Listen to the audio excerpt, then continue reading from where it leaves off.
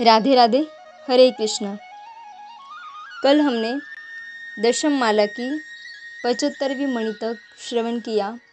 अब आगे 76वीं मणि भय, चिंता, विषाद, शोक आदि का प्रधान कारण भगवान पर अविश्वास ही है।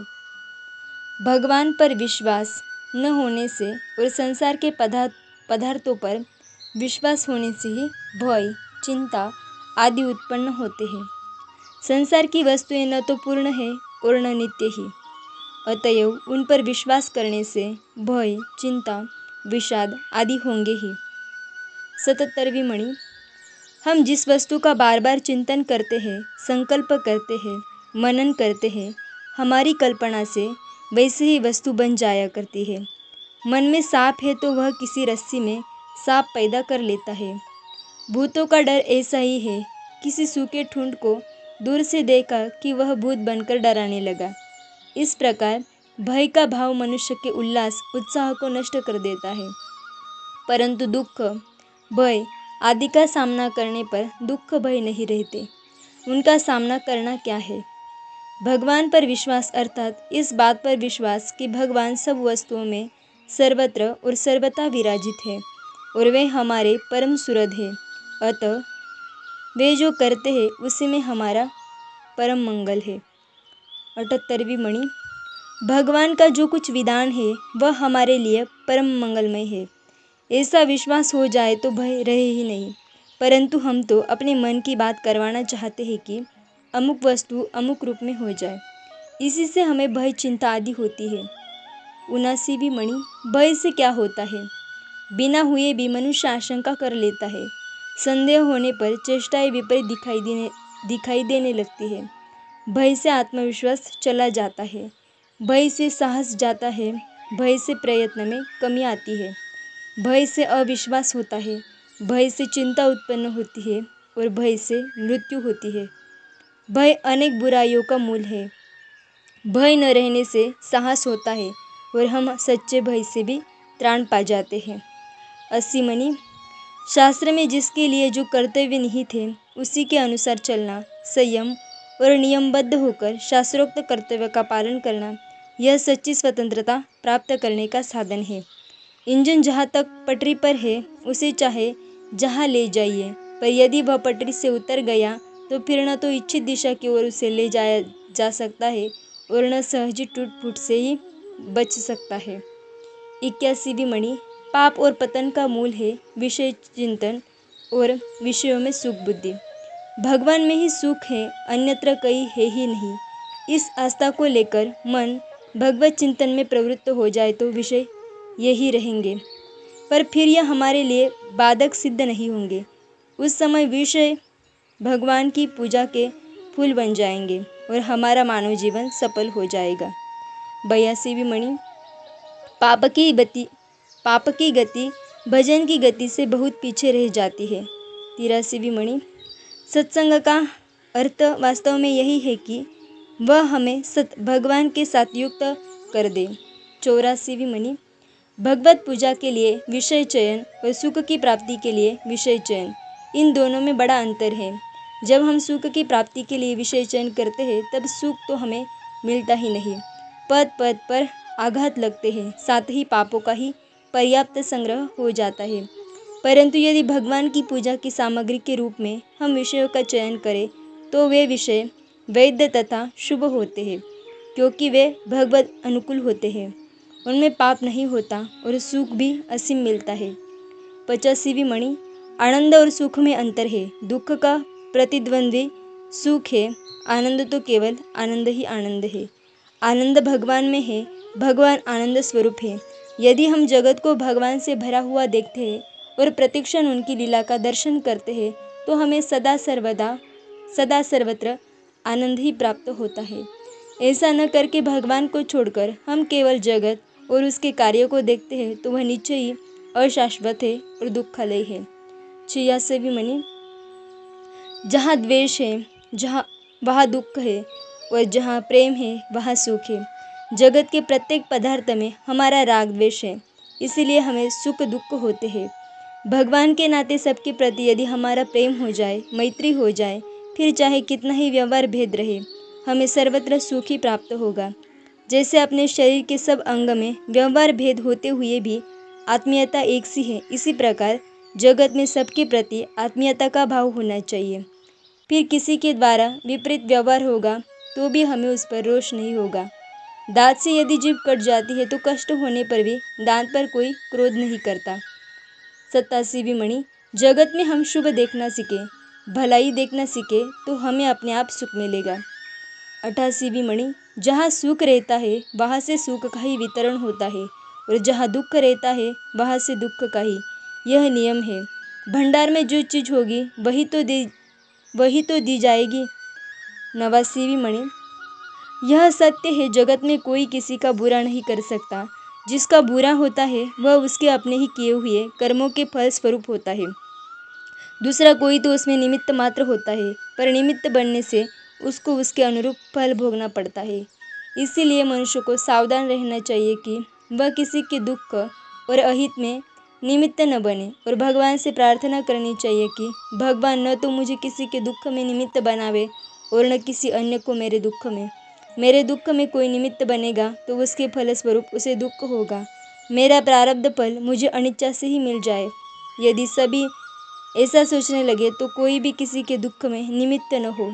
90 मणि, यदि मनुष्य रोग में तप की भावना करे तो उसे तप का फल मिलता है और मृत्यु में निर्वाण की भावना करे तो वह मुक्त हो जाता है। 91वीं मणि, प्रारब्ध को चाहे मनुष्य न पलट सके और उसे पलटने की आवश्यकता भी नहीं है, पर दुख से तो वह छुटकारा पा सकता है। वह ऐसा बन सकता है कि दुख नाम की वस्तु उसके लिए कहीं रहे ही नहीं। दुख दारिद्र्य आदि में नहीं है, मन में है। जगत में जितने भी दुख के कारण दिखते हैं उनमें किसी में भी दुख नहीं है। यदि दुख में हम भगवान को देखें, उसमें भगवान का संस्पर्श प्राप्त करें, ऐसा अनुभव करें कि यह हमारे परम प्रियतम प्रभु का मंगलमय विधान है, तो दुख हमारे लिए सुख बन जाएगा। 92वीं मणि, विचारों के अनुसार हमारी भावना होती है और भावना के अनुसार परमाणु बाहर निकलते हैं। अतएव सद्विचारों से अपना तथा जगत दोनों का भला होता है।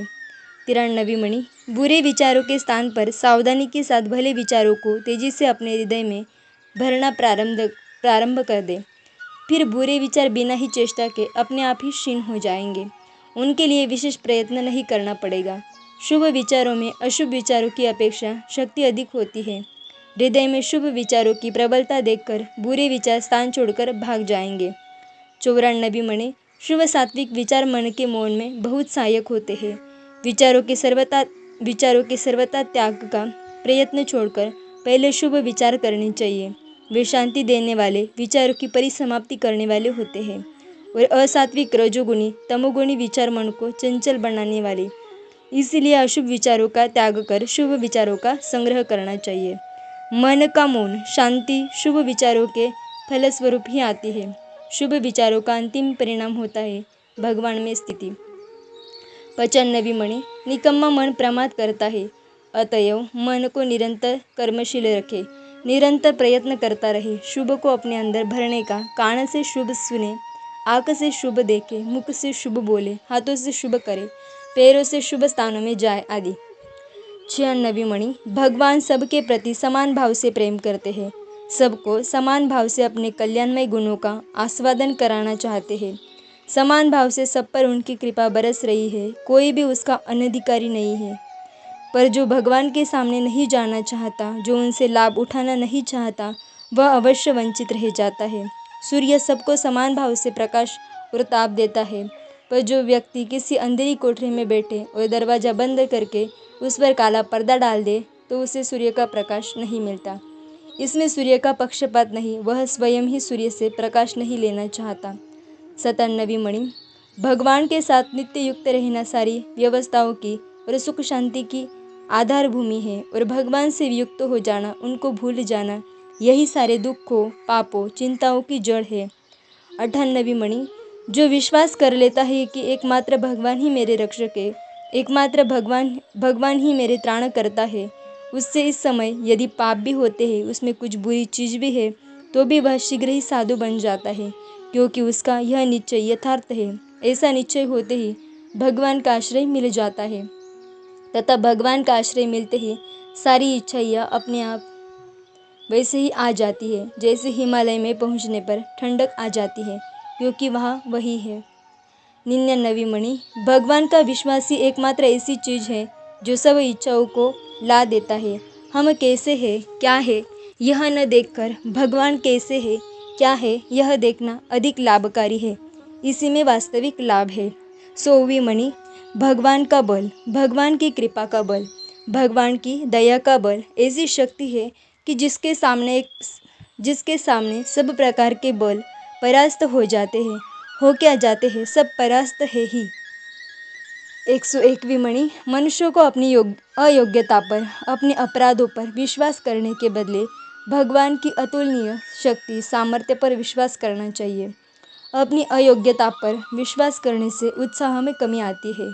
भगवान पर विश्वास करने से निराशा में भी उत्साह आ जाता है। 102वीं मणि, भगवान की कृपा प्राप्त करने के लिए वर्ण, जाति, विद्वत्ता, भौतिक बल या धन संपत्ति आदि की आवश्यकता नहीं। वहाँ आवश्यकता है केवल सरल विश्वास की।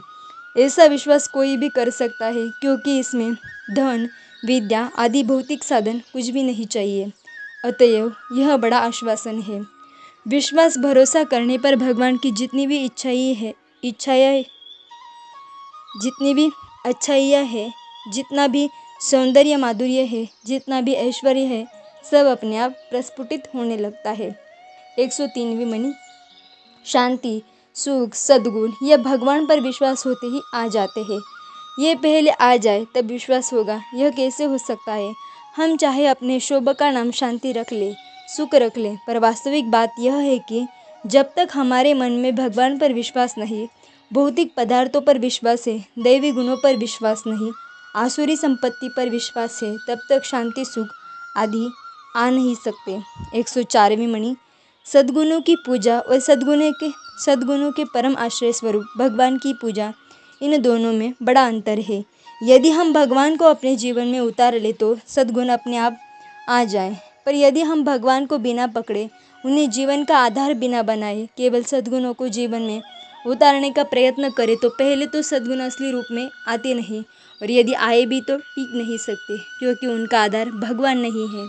105वीं मणि, अहिंसा और भगवान की शरणागति में बड़ा अंतर है। अहिंसा रूप सद्गुण भगवान की शरणागति होने पर स्वाभाविक आ जाता है।